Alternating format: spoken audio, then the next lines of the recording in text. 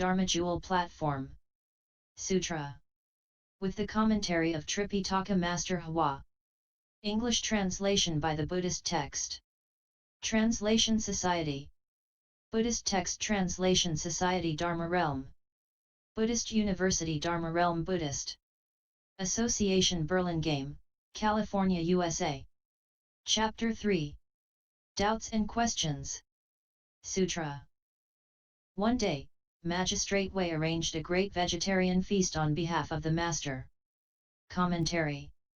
The doubts referred to in the title of this chapter were those of Magistrate Wei, who did not understand how the Patriarch Bodhidharma would have told the Emperor Wu of Liang that the Emperor had no merit.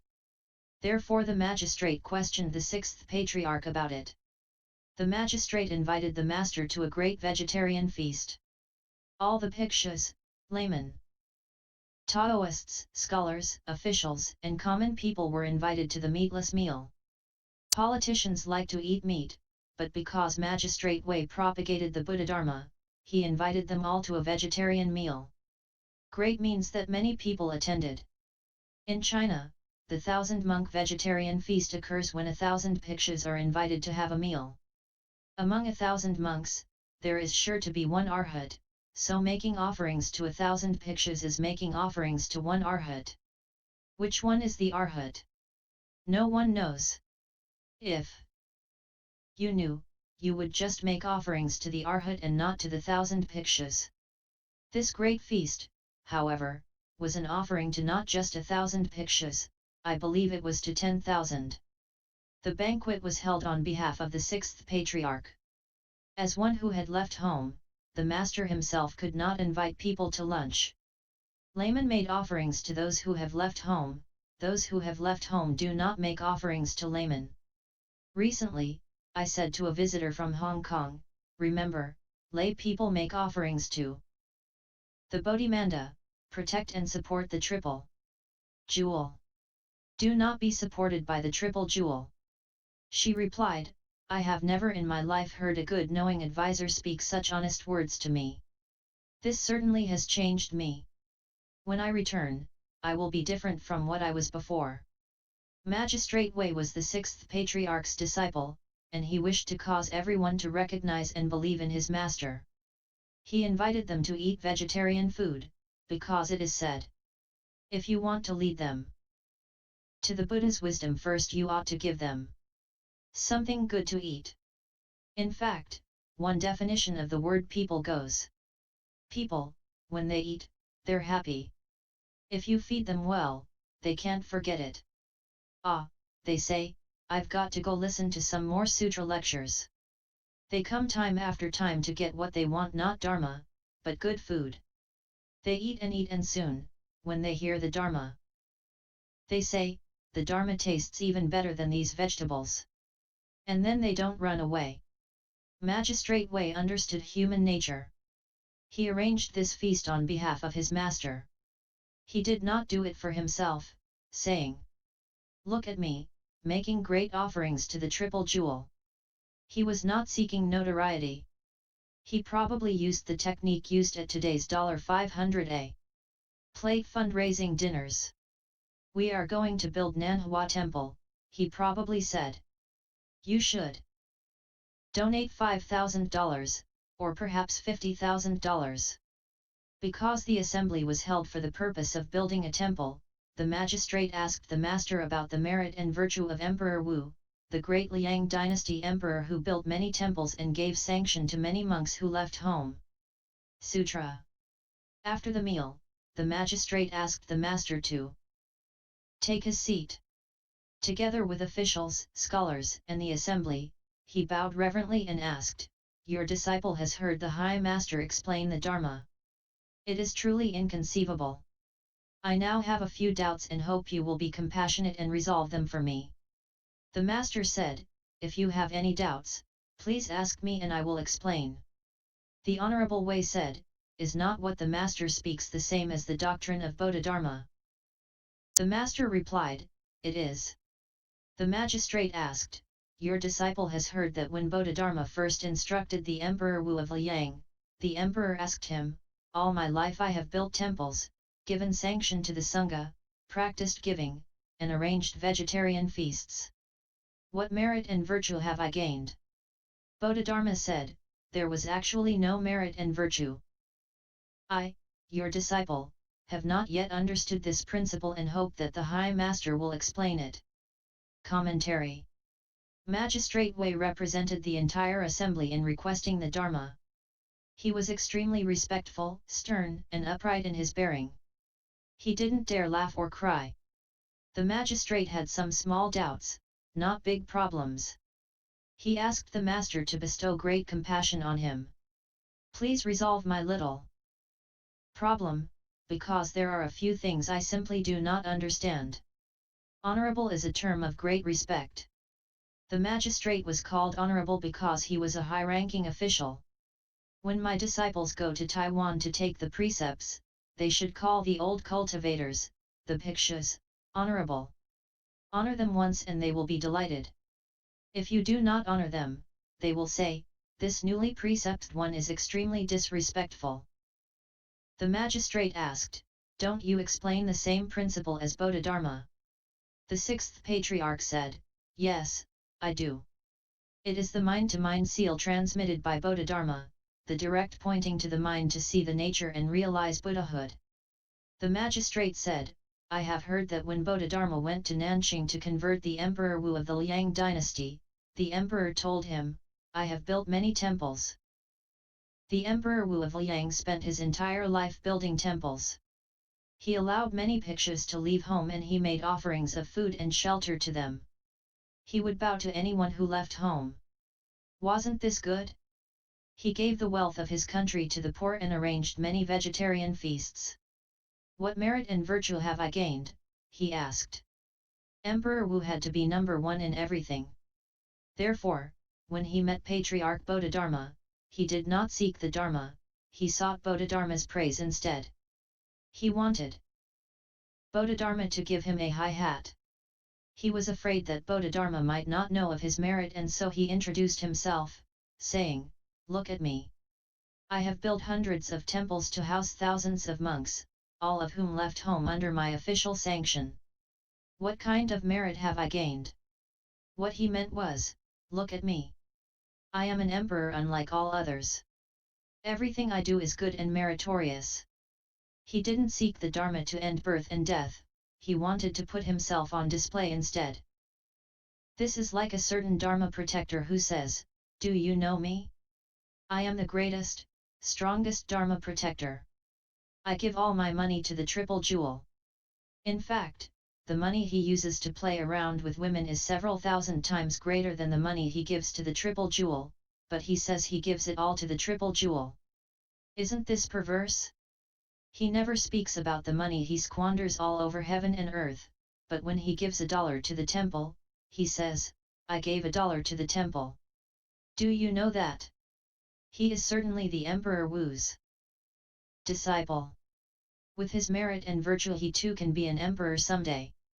Hearing the emperor brag about me, myself, and I, boasting and advertising his merit and in general exalting himself, Bodhidharma thought, how can a sage go around backslapping?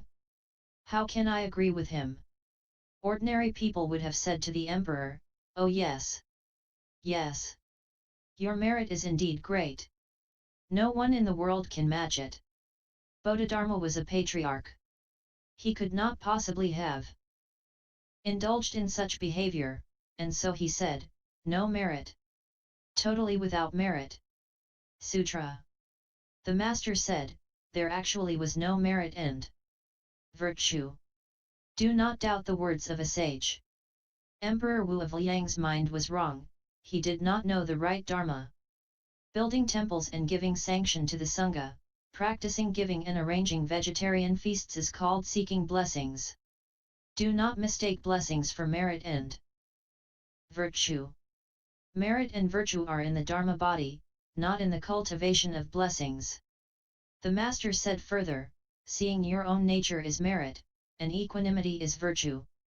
To be unobstructed in every thought, constantly seeing the true, real, wonderful function of your original nature is called merit and virtue. Commentary.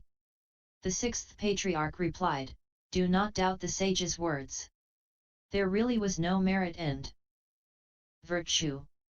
Emperor Wu was seeking fame, he was not seeking the orthodox Dharma. The great master said, merit and virtue are in the Dharma body, not in cultivating blessings. What is merit then? Seeing your brilliant, wonderful, original nature is merit. With merit, you can see your own nature. What is merit? At first, it is difficult to sit in dhyana meditation, but after a while it becomes natural. When you begin to sit, your legs and back hurt, but after a while you defeat your legs and they no longer hurt. When your legs do not hurt, you have merit. If your legs hurt, you have no merit. Seeing your own nature is merit. See your original face. You ask, what does my original face look like? You must find out for yourself. I cannot describe it to you, and even if I did, you wouldn't know because your knowledge would have come from the outside. Enlighten yourself to your own nature. Ah, you will say, my original face looks just like this. Then you must have your vision of the self-nature certified by a good knowing advisor. You cannot set yourself up as king and say, I am the emperor. I am a bodhisattva, like the hippie who had poisoned himself with drugs to the point that he claimed to be a bodhisattva, when he actually was nothing but a demon.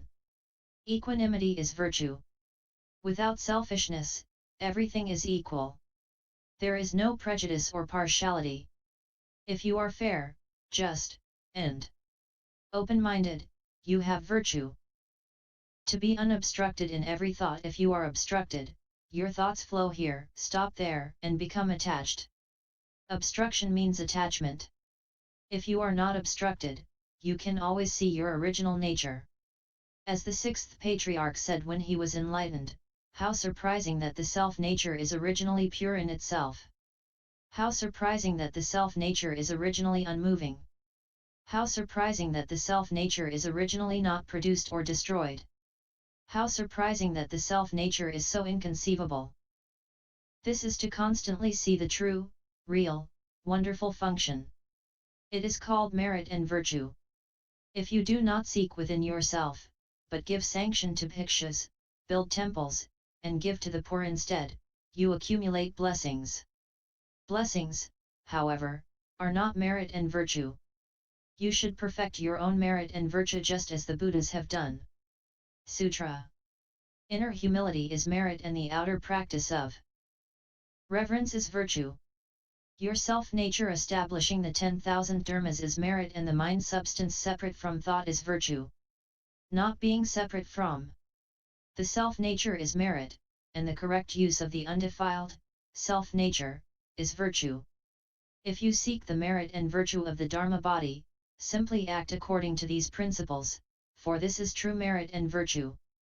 Commentary. You should not be arrogant. In all situations, you should be polite. Do not say, look at me. I am better than everyone else. I am so talented. I know more Buddhadharma than you. If you show off like this, you are being proud, not humble, and you have no merit. When you speak to people you should be easy and polite, not like a wooden board which smashes their heads with a single sentence. You don't have to hit people, all you have to do is say one sentence and you split their heads open, which is a fiercer thing than using an iron bar. But if you are humble, you are never impolite. Outwardly, you should see everyone as better than you. Don't be self-satisfied. Arrogance causes harm. Humility brings benefit. If you fill your cup with tea until it overflows and then keep pouring, you are being wasteful. Do not be full of self. If you are polite, you will gain benefit. Do not say, I am the greatest. I am number one. I am so intelligent that I understood long ago things which you still do not know. In Buddhism you should not fear that you will not understand. Fear only that you will not practice. Whether or not you understand is not so important, but if you do not practice, you are useless. The mind substance should be separate from false thought, but not separate from proper thought. That is virtue. Turn the light around and reverse the illumination to see your self-nature, which constantly gives rise to prajna. This is merit.